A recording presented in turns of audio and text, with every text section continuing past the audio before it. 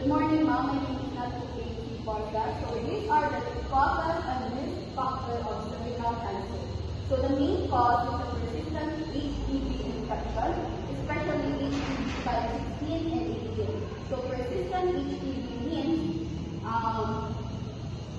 the virus stays into your body for a long time instead of mawala lang siya. So HPV type 16 and 18 is the considered high risk type of HPV. So more than 200 types of HPV sila dalawa ang considered as high risk because they are strongly associated with several cancers.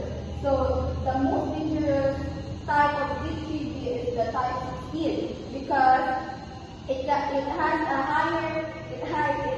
higher chance of causing cancer if nag-transmit siya sa inyong mga body for many years. So it can lead cancer to your uterus,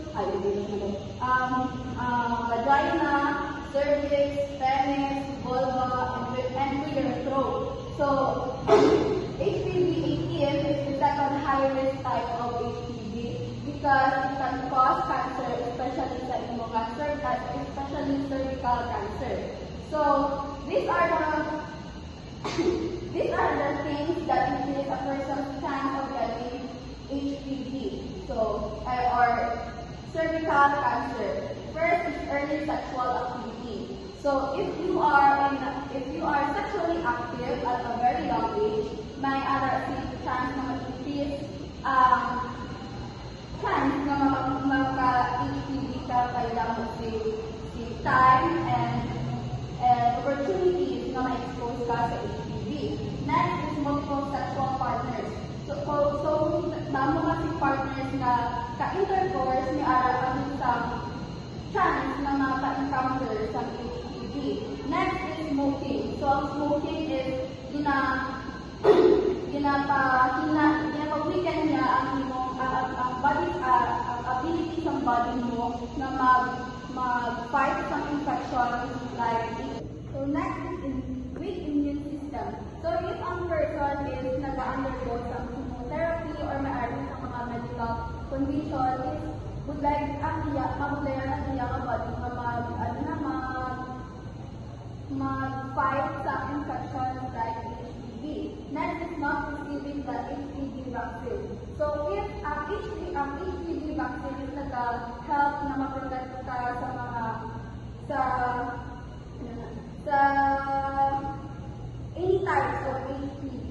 So mas maayo mas aga pa is magpa-HPV vaccine ka. Three is the lack of regular cervical screening or pap smear. So ang pap smear is also called as pap test. So ano siya is regular check-up siya sa cervix sa isang kababae. So ano siya magkuha sila small sample, some cells mo, check nila if may abnormal changes sa inyong cell para pag may makita na abnormal changes, dali lang tayo siya maagapan. So that's all. Good day everyone, my name is Angela Alexis and today we'll tackle about the signs and symptoms of cervical cancer. First, abnormal vaginal bleeding o hindi naman nagluluko ng alay ng babae. Una, ito ay nangyayari during the menstrual cycle ng isang babae. Ang naman ng pagluluko ng babae ay nangyayari o natatapos 3 to 5 days. Hindi naman ang pagluluko ng babae ay umaabot ng 10 days at ito ay medyo malakas. Sa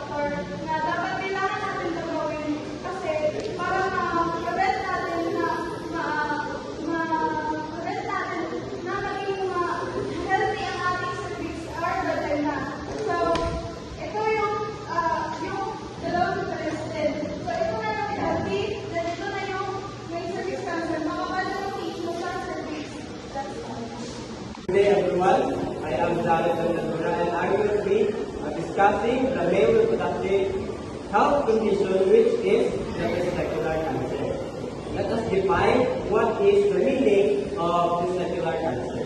So, testicular cancer, it begins with one or both testicles. Ibig sabihin, pwede siyang magsimula sa isa or sa dalawa, sa pareho testicles, or tinatawag din na testes. Although, hindi siya common na sakit, pero ito ang pinaka-common or most common cancer sa mga young men na nasa edad na 15 and 35. It is highly treatable. That is the good news. It is highly treatable kapag maaga siyang na-detect at maaga siyang nalunasan. So, ano ba yung mga affected reproductive organs? Una is, of course, ang pinaka-affected na reproductive organs is ang testicles or ang testes. So, may tatlong functions ang testicles na naapektuhan ng cancer nito. Una is ang pag-produce ng sperm. Pangalawa naman is ang pag-produce ng hormones, which is ang testosterone, na ito siya ang kinakailangan for male development. And last is ang male fertility. So kapag nagkaroon ng testicular cancer, isang lalaki is naapektuhan nito ang male fertility. So kapag nagkaroon ng testicular cancer, ang isang lalaki, ang tatlong functions na ito ay maapektuhan. And I will pass this to the next reporter, which will be talking about causes and risk factor of testicular cancer. Hey everyone, my name is Alvin Jansi Namongo. Today we will discuss the causes and risk factors of testicular cancer. First is causes. So, ang cause ng testicular cancer is unknown pa, hindi pa alam kung saan nanggaling ang dahilan ng pagkakaroon ng testicular cancer. But they have the risk factors in testicular cancer. First is undescended testicles. Second is family history. Third is previous testicular cancer. And fourth is HIV infection. And last, ay at age of 15 to 35. First is undescended testicle, o hindi pagbaba ng testes sa scrotum ng tamang posisyon. Nung ipinanganak ang bata na hindi mababa ang testes sa kanyang scrotum, may dahilan na magkaroon ng testicular cancer ang bata pag siya'y kumanda. Second is family history. Family history, if ang kamag-anak ay may karoon ng testicular cancer, may posibilidad rin na magkaroon ka rin ng testicular cancer. Third is previous testicular cancer. If may harap na testicular cancer ang isang bahagi ng iyong testes, may posibilidad rin na magkaroon ng testicular cancer ang isang bahagi ng iyong testes. Fourth is HIV infection. If may HIV infection ng isang katao o isang lalaki, may posibilidad na magkaroon ng testicular cancer ang lalaki. Last is at the age of 15 to 35, di lang magsugod ang sakit ng testicular cancer sa lalaki. Next is signs and symptoms of testicular cancer. First, numb and testicle. Second, swelling. Third, feeling of heaviness. Fourth, pain in the scrotum. And last, back pain. First is lump in the testicle. Ito ay pangkaraniwang sinyalis ng pagkakaroon ng testicular cancer. Next is swelling o paglaki ng bayag ng isang lalaki. Third is feeling of heaviness. Pag-feel na mabigat ang iyong testes na dinadala. Next is pain in scrotum. So, nakaka-feel ka ng pagsakit sa iyong bayako at sa iyong scrotum na magkadahilan ng testicular cancer. Last is back pain, advanced stage. So dito is sumasakit ang iyong likuran na ito isang sanhin pain ng testicular cancer.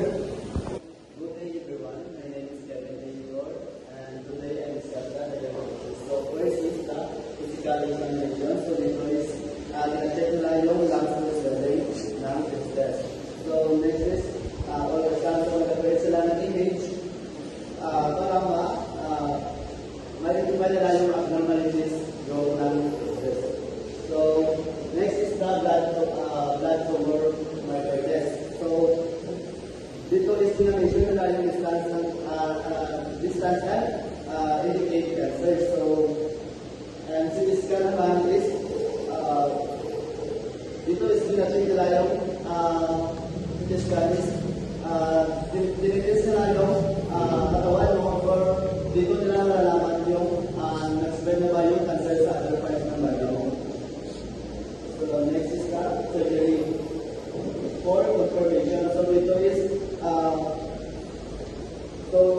nire-remove nila yung affected testicles na nire-remove nila yung affected testicles sa ilong testicles. Next is the treatment and management. So first is the surgery. So surgery is dito is tinatanggal nila yung affected testicles, and additional therapy naman is dito is na-destroy na ng remaining cancer cells mo, then especially the certain types of testicular cancers. So next is the chemotherapy. Chemotherapy is magamit sila ng medicines para patayin yung cancer cells na nag-spread sa iyong katawan. So next is the regular follow-up examination. So ito yung pinaka-importante para ma-monitoran ang recovery ng iyong recovery and ma-detect yung mga signs of cancers early. Good day, ma'am. I am Kiki Pasadilla and I will present the prevention. Although there is no guaranteed prevention, but there are three ways to early detection of testicular cancer. First is perform monthly testicular self-examination. So, self-examination, process siya na ikaw ang mag-survey sa iyong business or may pinagkaiba ba or wala.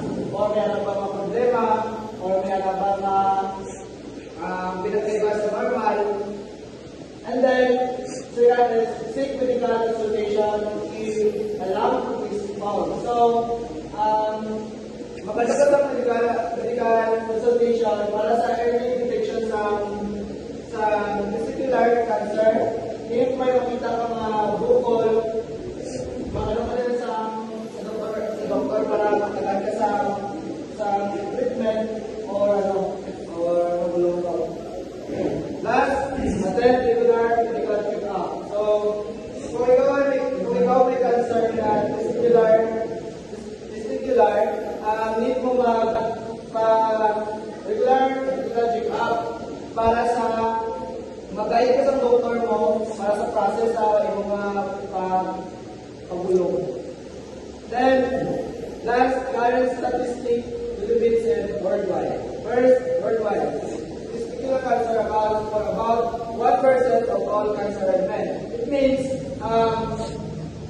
sa 100% or sa 100 people na may nangyayari ng cancer, for example, 50% from cancer of lungs, 30% cancer sa colon cancer, 19% sa current statistics, Philippines and worldwide. First is testicular cancer accounts for about 1% of all cancer in men.